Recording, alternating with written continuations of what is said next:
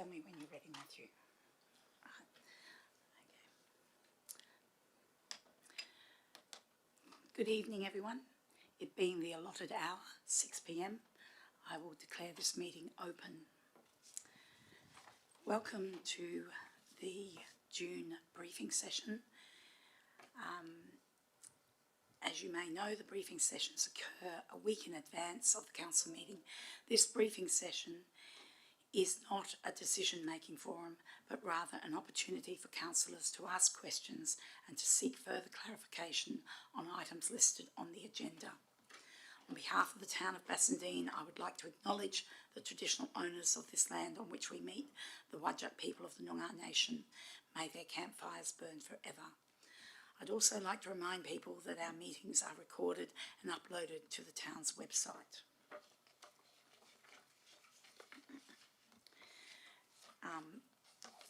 Attendances and apologies. I don't believe we have any apologies for tonight. Councillors, are there any declarations of interest? No? Announcement? Oh, sorry, Councillor Carter. I'm not quite sure about Bindaring. I'm not quite sure, but about Bindaring Swamp.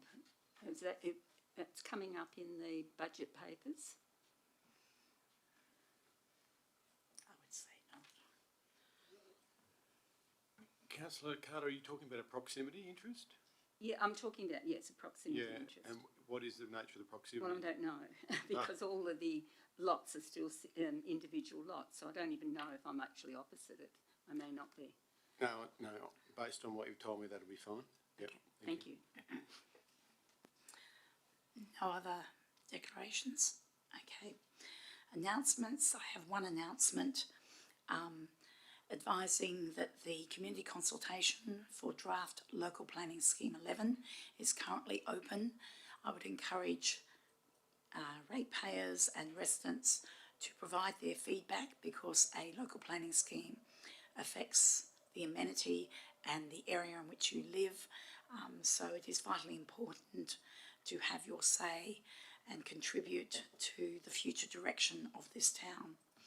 The consultation period finishes on the 14th of July and documents can be found in the library and at the council office at 35 Old Perth Road. Petitions, there are none. Statements by members of the public. We do not have any members of the public in the chamber. There were 2 statements sent through this afternoon. I'll just bring those up. The first one was from Nonnie Jepkison of Barton Parade, Bassendean. It's in relation to item 9.3, where Ms Jepkison has indicated a desire to retain the water WSUD policy, which is the Water Sensitive Urban Design Policy. Also, there has been a statement from Val Humphrey of Whitfield Street, Bassendean, who likewise for 9.3 wishes the town to retain the Water Sensitive Urban Design Policy. Those statements, will they be published in the... Okay, thank you. Public question time. I did receive some questions from Mr Yates. Did they come through to the administration? Yes, Madam Mayor, we'll take those on notice and issue a formal response to Mr Yates, and they will also appear in the minutes. Thank you very much. So we have no one in the chamber for public question time, so we'll move on to deputations. I do not believe there are any deputations for tonight, no. Which will now take us to the reports. So the first report is 9.1, Arts, Culture and Events Committee meeting, and I'd ask Mr Gibson if you'd like to provide any additional information. Through Madam Mayor, the purpose of this report is for Council to receive the minutes from the recent ACE committee meeting and consider the various recommendations made by that committee. For clarity, the sitting members of that committee are Councillors Hamilton, Carter and Ames, and there are a series of recommendations on page 10 which are listed number 2 to 6. covering the movies by Burswood, our relationship with the Eastern Region RSL, a proposed billiard project, our relationship with the Bassendean Primary School, and the date in which the town celebrates Birak. Councillors, questions? Councillor McLennan. Thank you. I've actually got quite a number of questions. First of all, Mr. CEO, I think last week when we discussed this item, you mentioned there might be an update to the officer recommendation in relation to the Anzac Day and Remembrance Day funding. Oh, yeah, through you, Madam Mayor. Yes, the additional information that council, I think some councillors were asking, was what is our current commitment to the Anzac Day celebrations in what we provide as logistics. And I think it was $6,000, Luke, was the answer. And the recommendation as stated, the intent of the recommendation as written is that will not change. So the money that we currently spend to set up for that event and to run that event will still be managed by the town for the RSL. So it's not as if we're giving them cash grant. It is we will spend up to that amount to deliver the marquees, the sound system and the chairs and the bump in and the bump out. So that'll be formulated obviously in the MOU once this is adopted. So just to clarify, the $6,000 wouldn't be coming from the grants and sponsorship funding, but the $2,000 would be a one-off that they would need to apply for annually if they wanted that to continue? Exactly, yes.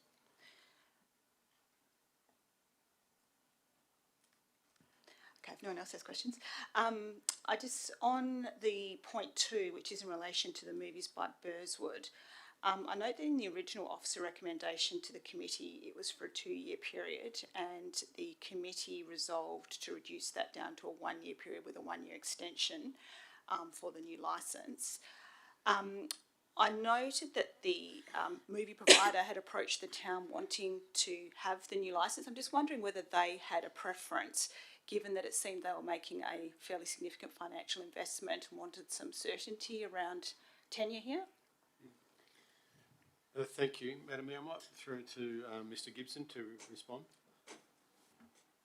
Through Madam Mayor, understandably the preference was for a longer term, as recommended by staff to the committee, but that said, the applicant wasn't particularly unhappy with the result, which was the 1-on-1. Can I also ask about the Bilia project? Hold on, just let me find it. Thank you for sending through the information today with the proposal. Given that this funding is significantly over what the town would normally provide through the grants and sponsorship program, I'm wondering how they're proposing for there to be broader community benefit beyond just the primary school. Has that been established with the applicant? Well, once again, Madam Mayor, I might ask Luke Gibson to respond. Through Madam Mayor, I suppose with these sort of creative endeavours, there is a requirement for a degree of flexibility, so we probably haven't pinned down every last detail of what the actual proposal is, and I'd suspect it would evolve organically once they get into it.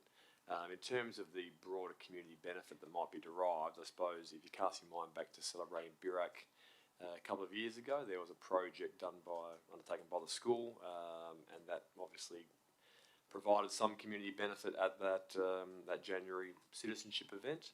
And I suppose more broadly, there does seem to be some community involvement, albeit the focus is probably on the school and the artist in residence at the school. So it would certainly be open to council to depart from the committee's recommendation and seek to increase or reduce the funding available if it was comfortable or uncomfortable with the likely community benefit. Alternatively, would it be a possibility to include a condition around how the broader community might access the event? So I'm aware that last time the school did a similar, albeit smaller project, they did a performance, I believe, on the school grounds that wasn't advertised broadly. And you're right, at the citizenship ceremony there was a small feature from the school, but I'm wondering if the town was going to be funding at the level which is proposed, whether that's something that could be made a condition of the funding. Through you, Madam Mayor, certainly it could be. I think in the first instance, we can contact the applicant over the next couple of days and sort of sound them out as to whether they'd be agreeable to that,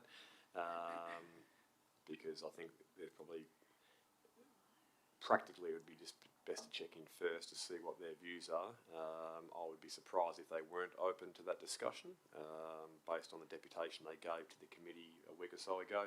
But certainly we can touch base with the applicant in the next couple of days and update council before next Tuesday.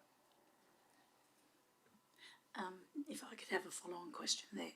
In the correspondence sent through to councillors today, it mentions the town providing in-kind support. And I was just wondering what that support is. Through you, Madam Mayor, I'd suggest it be sort of staff assistance from time to time, which is not unreasonable and not particularly uncommon for all of our community groups or sporting groups.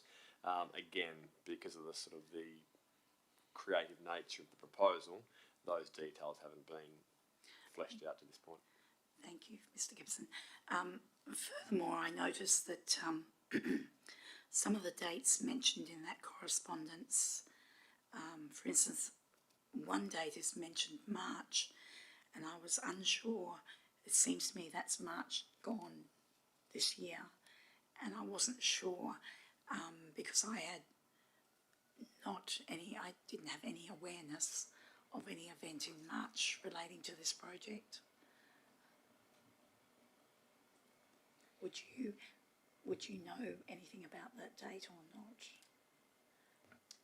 Through you, Madam Mayor, I believe that was referring to March gone and I think it was a Teachers Professional Development Day that occurred. So the project wasn't fully fledged at that stage, and I don't believe they had actually successfully acquired the grant from the department, and that was just information for the town's for context.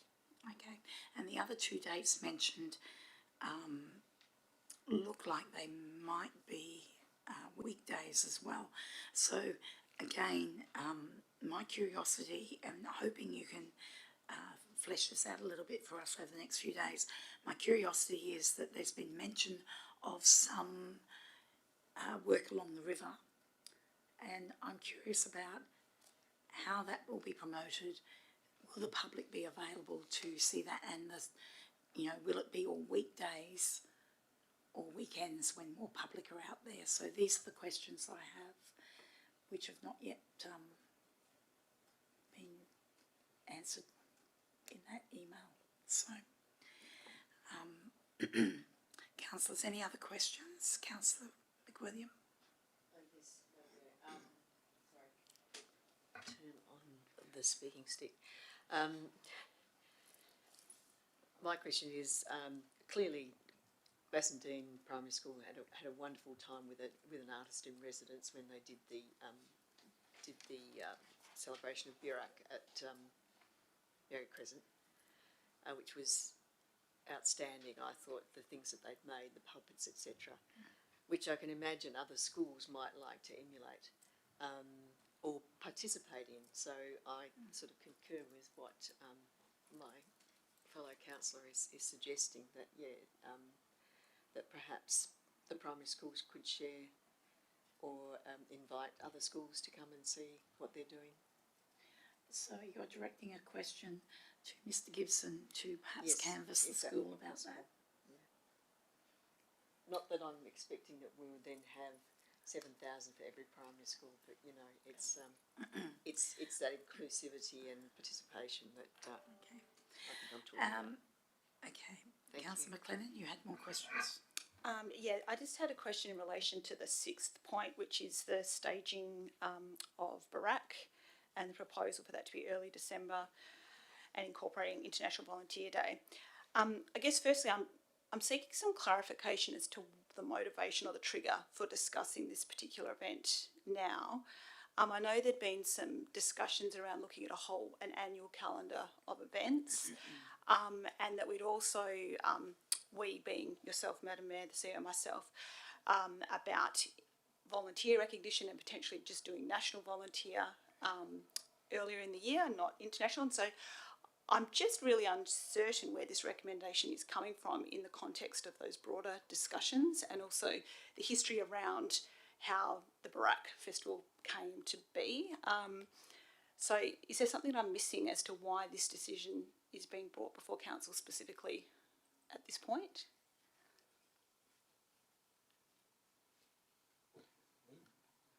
Through you, Madam Mayor, obviously not privy to the discussions you've had with the CEO. However, in seeking to plan for the next 6 to 8 months, which obviously take in January next year, we wanted to get a read from the committee and ultimately council as to what its expectations are with various events. Obviously, one of the events on our calendar, which probably takes up a fair degree of time and pre-planning, is the Celebrating Birak event, which has occurred for the last 2 years. I suppose in planning for that event, there has been some difficulties and challenges in terms of the Christmas and early January shutdown for staff, and getting supplies and having staff available on a public holiday. And also, given that Barak broadly finishes in late January, early February, we thought there might have been an opportunity to move it to the start of Barak, being early December, which would probably be more appropriate to celebrate the welcoming of Barak as opposed to the ending of it. And also the aforementioned sort of efficiencies in terms of not necessarily having it on a public holiday and enabling all the pre-planning to occur outside of the Christmas, New Year festive period. Councillor McLennan. Thank you for that. So just to follow on, my understanding was that council had already resolved not to have the citizenship ceremony on the public holiday, but to have it on the Saturday following. Does that impact? You're shaking your head. Okay. Maybe we can follow that up. If we could follow that up, because that was my impression as well, that we had at the previous ACE committee resolved to have Birak citizenship ceremony on Saturday the 27th of January, because it was a long weekend and we shifted it from the Australia Day to the Saturday. So if we can follow up on that and get some information, that would be excellent. Councillor Plivka. Just following on from that, obviously Barak doesn't have a calendar date. It's determined by reference to some change in the landscape. Is there a way in which we can, I suppose, tie that closer to the happening of whatever the event is that triggers the commencement of that season? Through Madam Mayor, presumably. That wasn't raised as part of the committee, but certainly something that we can look at doing in future. And second question in relation to the children by the river. I mean, we're providing $5,000 for that Bilya project. Is there any risk that we take by sponsoring this? Do we need to ensure the safety of the children, or is it just simply a financial contribution? Through Madam Mayor, when the town provides grants to groups, there's a whole host of documentation, checks and balances to sit behind it, and there would need to be a risk management plan similar submitted to the town's satisfaction. Okay, thank you. Any further questions? Okay, so we'll move on to the next item, which was policy 2, single-use plastics and balloons. Thank you. Thank you, Madam Mayor. So the purpose of this report is for Council to consider revoking the single-use plastics and balloons council policy. So the policy was introduced in March 2020, and since that time the state government have introduced their plan for plastics, which is 2 stages of banning of items that are single-use plastics. Many items were banned from the 1st of July 2022, and the stage 2 bans will commence from September this year. And as a result of that state government ban, many of the requirements in the council policy are now covered at a state government level. To help with people to plan sustainable events, we will be developing an overall sustainable events guide, which will be provided to people who are booking the town's facilities. That will include recommendations, including transport, energy and water use, in addition to waste minimisation tips. Councillors, questions? Miss Davey, can I just ask the guide that you've been speaking about, the sustainability guide, do you have a rough timeline of how long it will take to develop that? Through you, Madam Mayor, it should be fairly quick to develop. I'd say within a month or so. Okay. Councillor McLennan. Thank you. Just acknowledging that the second phase is starting in September this year, and the phasing out isn't completed until July 2025. I'm just wondering if there's any value in keeping the policy until the end of that stage 2 phase out period? Through you, Madam Mayor, I would probably need to review the items that will be introduced from September to confirm that, because the stage 2 bans are being phased in between then and also until 2025. So I can review the list of items. Out of interest, Miss Davies, is there any scale of fines for those not adhering to these recently introduced state government plastic bans? And how is that managed? Thank you, Madam Mayor. I believe there are, and the state government has information on how to report non-compliance. I'd have to look into the specific details. Okay. Councillor McWilliam. Your microphone. Through you, Madam Mayor, to Ms Davey. Good question. So I'm sort of going to have to think about what it was. Councillor Polivka can ask a question. Yeah, I'll just think. Whilst you get Yes, thank you, Madam Mayor. Just in relation to the state government stepping into this field and looking to legislate, is it anticipated that there will be a response from the private sector to the state government legislation to provide viable alternatives? And is that something which would necessarily occur if it were just Bassendean? That is the state a larger driver and we're likely to have suitable replacements as a result of the state legislation? Through you, Madam Mayor, I believe in introducing the legislation there was consultation with retailers and suppliers, and the information published does provide suggested alternatives for products that do exist. And yes, for the future products being banned, there will be alternatives. Councillor McWilliam. Thank you, Madam Mayor.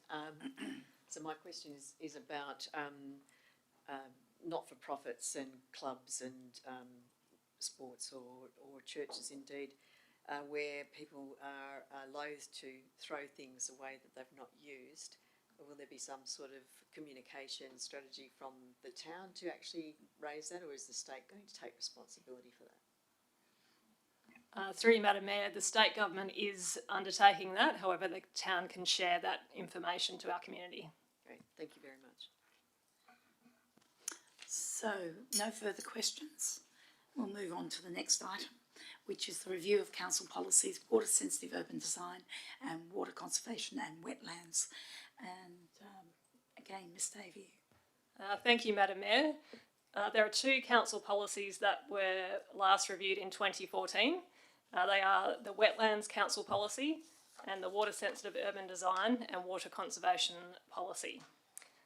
They are both outdated, as it's been 9 years since they were last reviewed, and much of the content and the aims and objectives within them are now covered in different documents. So those alternative documents are the Natural Environment, Sustainability and Climate Action Statement that's published on the town's website, Local Planning Policy number 2 for Sustainable Development, the Waterways Council Action Plan, That's a document that we have with the Water Corporation to maintain our water-wise council status. There's also a range of state government development control policies and planning policies that cover wetland protection and buffer zones. And we have 10 and 1 year management plans for all the natural areas, including wetlands that are under the town's control. And community input into those is managed as per the Bush Care Volunteers Manual. And due to these other documents now being in place, there is no need to keep the policies under review. Councillor Plivka. Thank you. Those two policies that we're looking to revoke, would either of those affect decisions made by the DBCA in relation to the Ashfield flats? Through you, Madam Mayor, no, the policies would only guide the town's decision making. They can't apply to other external parties. They could influence any feedback the town provides as part of the Ashfield Flats master planning development though. Thank you. Councillor Carter. Oh, thank you, through you, Madam Mayor. Can I ask what would be the problem in retaining these policies or even having them updated, as they don't really appear to contradict the state government's policies? Through you, Madam Mayor, if they were retained, they would have to be significantly rewritten. A lot of the content's now out of date and it refers to policies that are no longer in place. We'd also need to include all of the current documents I mentioned. The other consideration is that while there's a wetlands policy here, we don't have a similar bushlands policy, for example. So by retaining these policies on their own, it's focusing on quite a limited aspect of environmental management. Following on from that, if I may, given the fact that wetlands and riverine environment is such an important part of Bassendean, wouldn't it be wise to actually look at updating and these particular policies? I get your point that it's, you know, that they're superseded and there's others that we've not done, but that can easily be overcome with an updated policy. And if people who know what they're talking about, and I do trust some of our community members who have been working in this area for many, many years, say that this might be a problem, perhaps it's something that we do need to consider, do you think? Through you, Madam Mayor, in my opinion, the intent of the wetlands policy is already covered in the 10-year management plans for those locations. So by keeping this policy, it would be a duplication of that information. Okay. Councillor McLennan. Thank you. Two questions. So you mentioned that the Waterwise Council Action Plan is with Watercorp. Is that something that we get reported on as well? Through you, Madam Mayor, do you mean to councillors or council? Yeah, how's the town, are we getting that information back at all? So the document is based on a template provided by Water Corporation. The CEO at the time in 2021 signed off on that and it was approved by the Water Corporation. And we report on progress against the actions to them annually, and that happens in October. Any of the key outcomes also get reported through the annual report. And thank you. The second question, you mentioned that most of what is in the policies is captured now in the 10-year management plans. What about when the town's undertaking a project, like the community members mentioned the Whitfield Safe Active Street as an example, where is the water sensitive urban design being captured for town-led projects that are outside the reserves that have got the management plans? Through you, Madam Mayor, there's an action in the Waterwise Council Action Plan about water sensitive urban design and considering that for any town projects. I'm not sure if the exec manager for infrastructure has any other comments on that. Thank you, and through you, Madam Mayor. Look, there was some water sensitive urban design included in this Whitfield Safe Active Street. I think there may have been some decisions made, and I have spoken to those residents who I I suppose I don't share their opinion that the water sensitive urban design is non-existent. It does function to a degree. It probably could have been done a bit better, but there are other factors that come into play that could create hazardous issues or safety issues if we do allow all the water to go into these areas. So, I think the design is appropriate for the location. But you're confident that whatever it's called, the Waterwise Council Action Plan captures the Waterwise or the water sensitive urban design principles for any of the projects that the town will undertake in future? Yes, through you, Madam Mayor, I am. It's most of the projects the town does. There's no opportunity to incorporate water sensitive urban design. Like if we just put in a new footpath or resurface the asphalt or do building maintenance, there's no real opportunity there. But there is opportunity when we undertake, say, successful drainage or projects like that. And there has been, I did look into this today, going back pre my time here at the town, and there has been many water sensitive urban design projects that have been put forward, but have not been installed due to budget constraints. And I think that's an important area for the town to recognise that is an issue for us. Councillors, if you don't mind, I've got a few questions on this one. Miss Davey, I had a look online today and read the water sensitive urban design policy for the City of South Perth that was only recently updated. So I'll send you through that link tonight if you like, so that you can have a look. But my question is that many of the policies, like for instance, local planning scheme 2 only deals with sustainable development on private property. Many of those links that you've mentioned don't particularly deal with water sensitive urban design in our own urban environment when we're doing projects. And I take on board what Mr. Adams has said, that in the past things may have been done perhaps a little bit better, but moving on. My question is, if we delete this policy without updating it, and we're relying on these other documents that are somewhat outside the scope of our council, they're not in front of the staff all the time. My question is, how effective are those other policies going to be that you've mentioned?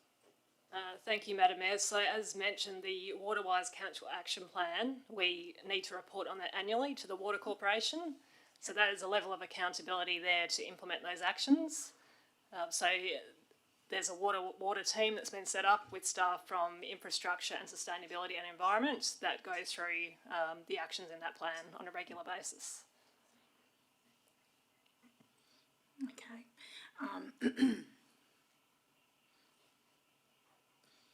Councillors, any other questions?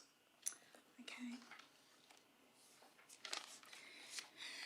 With that, we'll move on to 9.4, which is policy for heritage and character. Mr. Gibson. Through you, Madam Mayor, the purpose of this report is for Council to consider a draft amended LPP4 relating to heritage and character. As the report sets out, staff are simply recommending that the contents of the existing LPP10 be embedded into LPP4, thereby consolidating our suite of local planning policies. It should be noted that at this stage it's only recommended the Council endorse the proposal for the purposes of public consultation, and a further report will be brought back to Council in the coming months. Councillors, questions? Okay, we'll move on to the next item, which is 9.5, Local Planning Policy 2, Sustainable Development. Again, Mr. Gibson. Through Madam Mayor, the purpose of this report is for Council to consider a draft amended Local Planning Policy number 2 relating to sustainable development. Again, as the report sets out, a review of the policy is required on the basis of the impending changes to the residential design codes. with the changes reflected in the application section of the policy.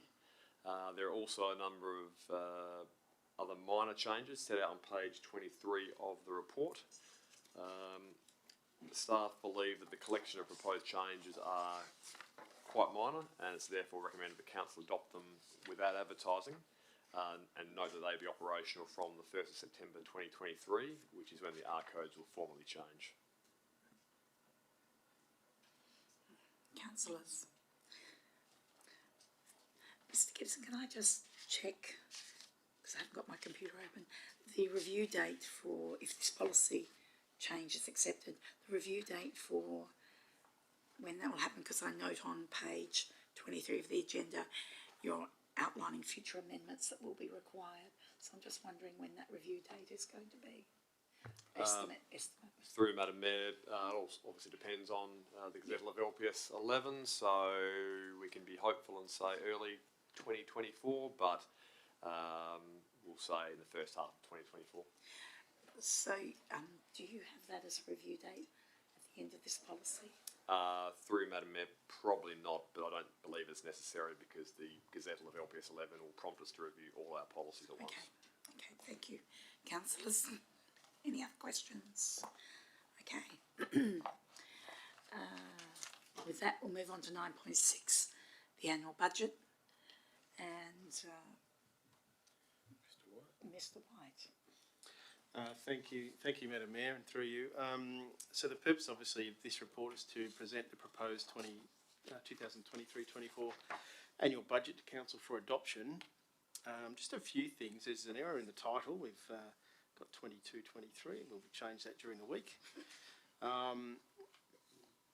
And also on the financial statements, we've actually used for comparison purposes, the mid-year review budget, whereas it should really be the original budget, and that'll be rectified during the week as well. And finally, at the time of issue of the report, the full statutory budget remained under preparation. This was issued on Wednesday last week, and we're still preparing the various notes accompanying the financial statements and so on. They should be available in time for to accompany the rest of the council reports and attachments for the council meeting next week. However, the financial statements and the rate setting statement are there, along with proposed fees and charges and operational projects and capital projects. The public versions of the projects are simply a project listing with the more detailed confidential attachments showing some more detailed descriptions and the actual budget, and that's in line with Council's resolution not to publish the budget for projects. And just in terms of rates, the proposed differential rates were advertised by public notice on the 1st of June, and written submissions don't close until the 22nd, until Thursday. So we've only received one submission so far, but we'll present the submissions to council before next week's council meeting as well. Councillors, questions? Councillor McLennan, followed by Councillor Carter. Thanks, Mr. White. I'm just conscious that last week we had a meeting with around Bassendean Oval with Swan Districts, the Football Commission and the department, and to talk about potentially progressing the redevelopment of Bassendean Oval, and it was made clear that there'd be some upfront expenditure required primarily from the town. We haven't budgeted for that in this budget, so I'm wondering if we were to proceed down that path in the coming 12 months, where the money would come from, whether it was from reserves or some other source. Through you, Madam Mayor, yes, that's those discussions obviously occurred, I guess, since the formulation of the budget by the administration. So there is some funds available in the future projects reserve for if there was a requirement for a budget for some planning, for some initial planning during 2023-24. Council could draw on some reserve funds for that purpose. Obviously not for the entire project, but for some sort of seed funding for planning. And there's no benefit in flagging that intention as part of this budget? Is that something you'd be comfortable to do later down the track, or would it be preferable to have it in the budget for when it's adopted? Through you, Madam Mayor, I guess from a budget perspective, I think at the moment it's an idea. And so it wouldn't the threshold for incorporating it into a budget hasn't been met at this point. And in any event, it would require a formal decision from council at some point to actually use those funds from the reserve. That would need to come to council as part of one of the normal monthly financial reports. Councillor Carter. Thank you, Madam Mayor. On looking at page 27 of the agenda, you have some important projects here: Point Reserve Foreshore Plan, Sandy Beach Restoration, Success Hill Stabilisation, and the Ashfield Flats Master Plan. These are big projects. We've discussed before the Point Reserve Foreshore Plan. Can you tell me why that's being put to this next budget round? Because there's could save some money, don't you think? I think that's obviously been the subject of discussions at council workshops, but I might ask Ms Davey to answer that. Thank you.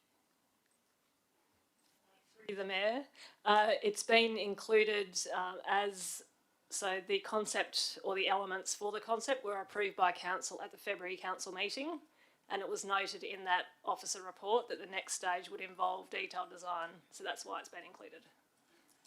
I was probably being cheeky, but I'm much more interested in the Success Hill Foreshore Stabilisation detailed plan, and I know that we have a plan in front of us.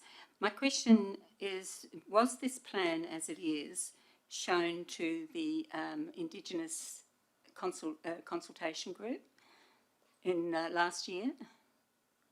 Through you, Madam Mayor, Councillor Carter, I believe they're two separate projects. So the plan you're referring to is for the water quality project. But isn't it linked? Sorry, am I just getting it totally wrong? It is linked, but they are two separate projects. So with the plan that you're talking about for the drainage infiltration project, yes, that was provided when we did the Aboriginal engagement last year. Right. So bear with me, I'm sorry. I have to apologise because of various things happening this year that I might not have been totally across this one. But the foreshore stabilisation detailed design, is that just for the scarp or the sort of the cliff face, or is it for the whole area right back? Through you, Madam Mayor, it's for the foreshore embankment, so the sloped area in the location of the jetty. Okay. Now, can I ask one more question? I promised I'll be brief. The plan that we did have, what is planned for in the budget this year? Particularly for consultation and for consultation with both the Indigenous community and with the residents surrounding.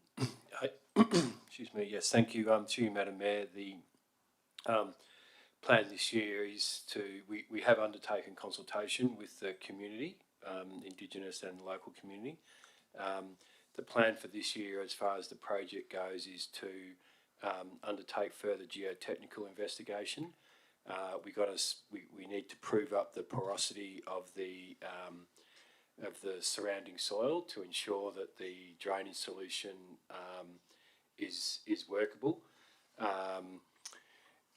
At this stage, that's an unknown, and so we're about to go out to RFQ for that. We're expecting that work to happen in August. And we should know the results of that shortly after that in September. And through that process, we'll keep the community informed. Okay. I'll leave it at that for the moment. Thank you, Councillor Carter. If I could just ask a couple of questions as well. Going back to the budget, Mr. White, on page 30, in the second paragraph, it outlines that the town was required to forego $101,000, almost $102,000 in rates revenue due to community housing status of some properties within the district. Can you just advise if these properties have 100% rate exemption, or is it just partial rate exemption? Thank you, Madam Mayor, and through you, they're actually, under the Act, they're actually non-rateable properties, so it's not an exemption that council is granting or asked to grant. There's an exemption under the Act for organisations that are carrying on a charitable purpose, and the definition of charitable purpose is fairly broad, and we have an application process whereby organisations can apply under our, we call it a rates exemption policy, to be considered administratively. So we apply the law to the facts of each individual application, and we have reported on this previously to the Audit Committee and to Council, and in terms of, I guess, a change in approach by the town resulting from a more analytical review of certain SAT decisions and where the town's position is likely to be. I think our current approach is much more in line with other local governments and with likely results at SAT should that occur if we disallowed some of these applications. So it's pointing out that at the moment, not all organisations who may be eligible are applying. However, at the moment, with the organisations who are, the risk to the revenue is about $100,000 a year. It could be as high as 1% of annual revenue if all organisations applied. Thank you, Mr. White. Councillor McLennan? I've got a tangential question, is that all right? Sorry. I've got a tangential question. Just in the office recommendation, it makes reference to the underground power payments. I was just wondering where we're at with the next underground power project, given that I think we had a meeting with the community back in September last year.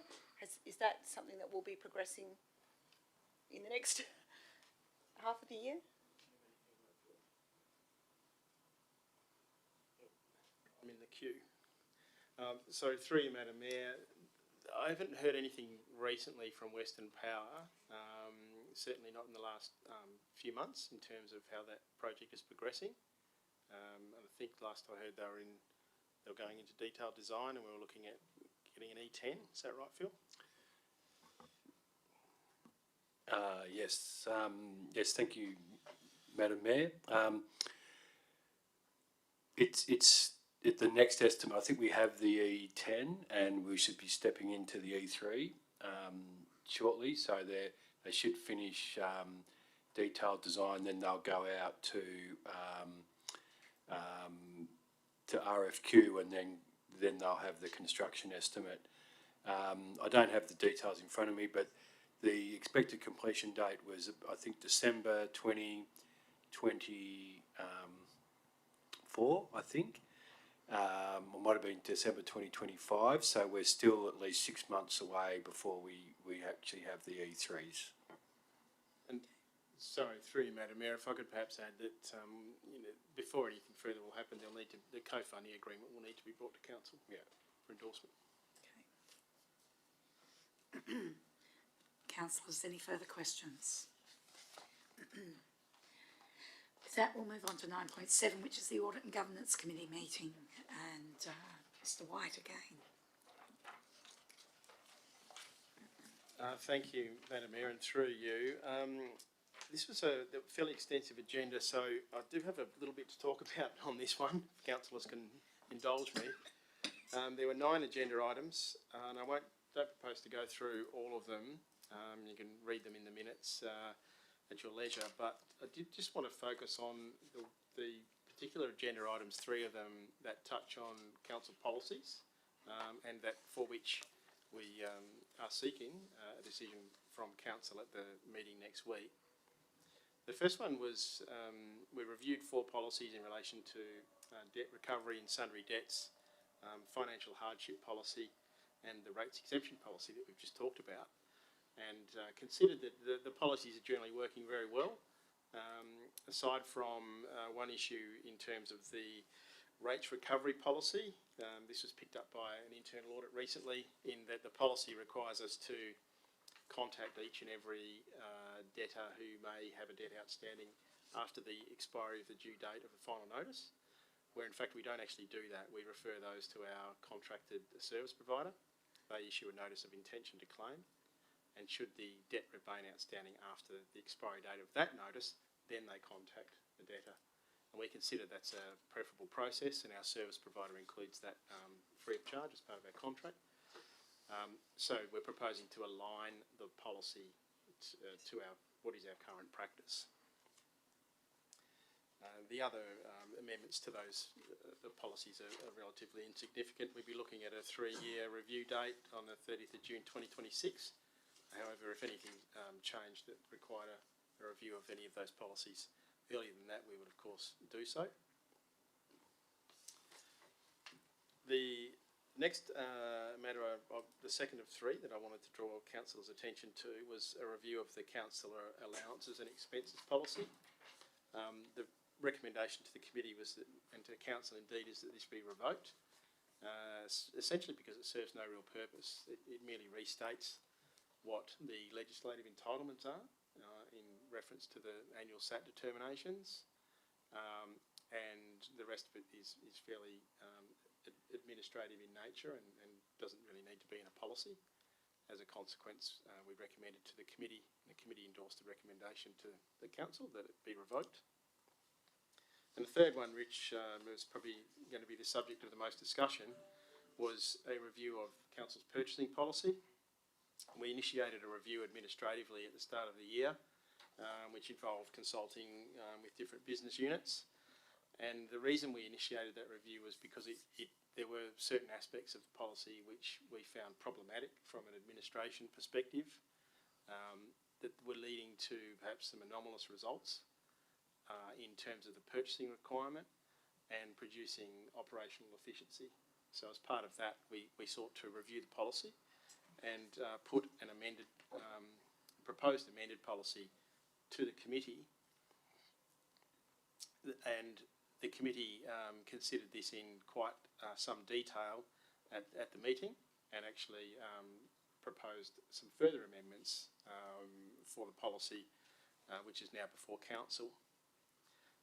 I can go through all of that if council would like me to, or I can stop there and leave it for questions. Councillor McLennan. Thank you. Just in terms of what you're referring to then with the purchasing policy, in the report, in the briefing paper, you've outlined a couple of the changes that largely seem to be about dollar amounts. But looking at the minutes from the committee meeting, it looks like it's just the officer recommendation that was adopted. Is that incorrect? Or because if there were changes made at the committee, should they be reflected in the recommendation of the minutes?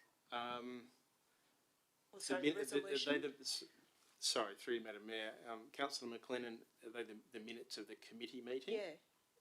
Yes, because I looked at them to see what changes had been proposed by the committee to the officer recommendation, but it's only got the officer recommendation carried 3-0. 3-0. I had a look at that as well. Okay. Yeah, I'll have to have a look at that and come back to you on that one, councillor. But the main changes were just those financial thresholds? The two changes proposed by the committee, so the main changes proposed by the administration, the first one was removal of a requirement to look at contract or spend over a 3-year period.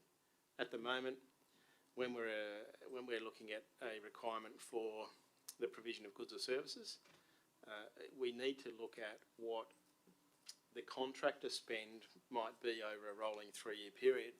That's problematic because before we go into market, we don't actually know who the successful contractor is going to be, and it requires us to look at all engagements with the town and that particular contractor over the last 3 years, which can lead to some anomalous situations, such as needing to conduct a fairly high level procurement process for a very low value job.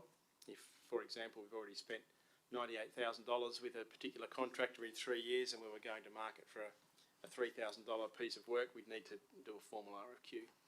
which is just inefficient, and not only for the town but also the contractor. So we're proposing and we're also inconsistent with other local governments in this approach. We're proposing to change that to to look at the total requirement for the contract rather than the contractor, and look at the forecasting what the spend is for the total requirement for the full extent of the contract, including any extensions and so on. The second element of change that we recommended to the committee was concerning the purchasing thresholds. At the moment we have 0 to 2,000, one verbal quote, 2,000 to 5,000, one written quote, 5,000 to 100,000, we have 3 written quotes using fairly formal templates in the town's procurement manual. Firstly, we proposed a $0 to $250 direct purchase with no quotes, which allows things like going to retail outlets, some Coles, reticulation supplies at Bunnings, that sort of stuff. And then graduating up to 5,000 with one written quote, we considered that verbal quotes should be able to at least there should be able to at least be an email or some sort of written provision of a quote. And then 5,000 to 20,000 was 2 written quotes. 20,000 to 60,000 was 3 written quotes. The committee made 2 changes to that recommendation. The first was to increase the threshold for a direct purchase from $250 to $1,000, and to combine the second and the third level into a single band, so $1,000 to $20,000 single band with 2 written quotes. Verbal quotes are permitted as long as some sort of written confirmation is provided to the supplier. They're only permitted if a written quote can't be obtained, and with written confirmation to the supplier. And for where appropriate, quotes in that $1,000 to $20,000 level could also be comparison of supply websites, catalogues, those sorts of things, which you would expect would be confined to the lower end of that band. So they were the changes proposed by the committee. There was a third change by the committee which isn't necessarily relevant for council, and that was in relation to the last area that we put to the committee, was in terms of Aboriginal businesses and disability enterprises. We put forward some changes to the committee to make it easier for the town to engage with those entities. At the moment, the purchasing policy says all the right things, but it doesn't actually back that up. It talks about social outcomes, and it talks about our desire to engage with Aboriginal businesses and disability enterprises, but it gives them no advantage at all in any procurement process. So we're proposing that below the tender threshold of $250,000, that the town be able to engage directly with those businesses to work up specifications and scopes of work, quotes, and go through a process that isn't that gives them the ability for us to, for appropriate contracts, engage directly with them. The committee sought to exercise some governance over that approach by requesting a report to the committee each time that is exercised. We anticipate that this would happen fairly rarely, and when it does, there will be a report through to the committee to explain the contract, the nature of the contract, how it was developed, why that particular process was used, and the purpose of that was to allow the committee to monitor the effectiveness of those provisions of the policy. I think that was it. Thank you. Thank you. Director White, are you able to elaborate on how that process would work and the discretions that would be vested in the CEO, and whether there were any thresholds for discrepancies in price between the Aboriginal service provider and a provider of comparable services. So just to let council be aware of how that would operate. So certainly not suggesting that's a bad thing, but just to bring that to everyone's attention. Obviously, being on the Audit and Risk Committee, I had voted in favour of that. Thank you, Councillor, and through you, Madam Mayor. At the moment, we would need to develop a business case for the particular service, so identify the need and identify whether there was a suitable Aboriginal business or disability enterprise that could provide those services. And I might ask Nicole to talk about a particular example, and it might be best illustrated through that example. But essentially, there is a requirement still to ensure that the town's getting value for money, and it needs to do that through benchmarking. It would normally, under the procurement process, do that through a competitive quotation process. In the absence of that, it's incumbent upon the officer to ensure that appropriate benchmarking is considered to ensure that the town is getting value for money. There would need to be a process developed, which isn't in existence at this point, but it would be similar to the way we would go about, I guess, a sole supply exemption, really, where we look at a particular supplier. There's still an obligation to ensure value for money in that under that arrangement as well. But did you want to talk about your example, Nicole?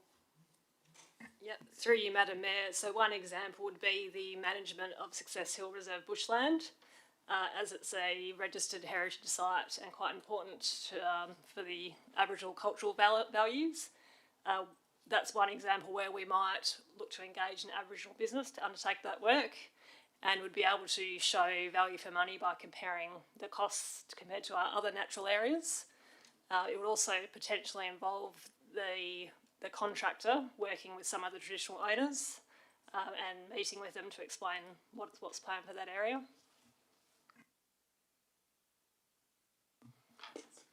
Hey, so just to follow up that, to clarify, and it would be the case that it wouldn't only be Aboriginal businesses that engaged in traditional practices. For example, it could be an Aboriginal IT company, so that would be open for them in all fields as opposed to being restricted to traditional uses?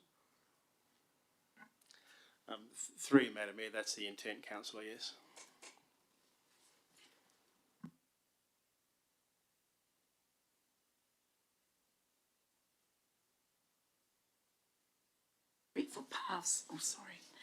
Concrete footpaths, crossovers, curbing, and pram ramps. And Mr. White again. Thank you, through you, Madam Mayor. So the purpose of this report is for Council to consider a summary of tenders received for the tender that the Mayor just mentioned, and appoint the contractor considered to provide the best value for money for the town. The details of the tender evaluation are contained in the confidential evaluation report, and the officer recommendation is that Council award the contract to Dowsing Group Proprietary Limited for 3 years with an optional extension of a further year. Councillors, questions? I have a question which isn't directly related to the RFQ, but I'll take this opportunity to ask the question. Am I correct in assuming the material to be used for footpaths, crossovers and the like are specified, each job is specified by the town staff? That's correct, Madam Mayor. Okay. So the reason I ask is because the heading on this agenda states concrete. And I know that in the past, Mr. Adams, your staff have actually used permeable material for footpaths. And I was just wondering, I would assume, and correct me if I'm wrong, I would assume that this contractor could use whatever material you specify. Would that be right? That's correct, Madam Mayor. Yeah. So, are you still using permeable material where possible? We would use, through Madam Mayor, we would use permeable material where appropriate. Okay. Maybe that's a better way of putting it. Okay, thank you. Thank you. Councillors, any other questions? Councillor Plivka. Just when it comes to that point, so where there's an election to be made between a permeable material and concrete, is the best tenderer for one approach necessarily the best tenderer for another approach, or do each of them have strengths in different areas? Through you, Madam Mayor, most of the work that we do is the grey concrete, and that gives gives our paths the consistency, particularly for those people that are visually impaired, to be able to walk comfortably down the street. There are projects that could possibly fall outside of this contract where we are, say, upgrading a park, such as, say, Mary Crescent or Sandy Beach Playground, where the work would actually fall under a separate contract. That's notwithstanding that this contractor can do other types of paving. No, thanks, that answers it. Good approach, thank you. Councillors, further questions?